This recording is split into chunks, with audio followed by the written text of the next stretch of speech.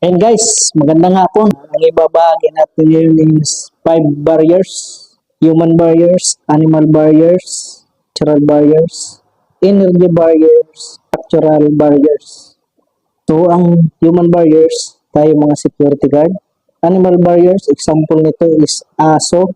Ayan, yan yung famous dyan. Energy barriers, ito yung mga ginagamit natin na mga electronic device tulad ng metal detector o kung ano pa man ang mga device na ginagamit natin na pang sa usaping seguridad.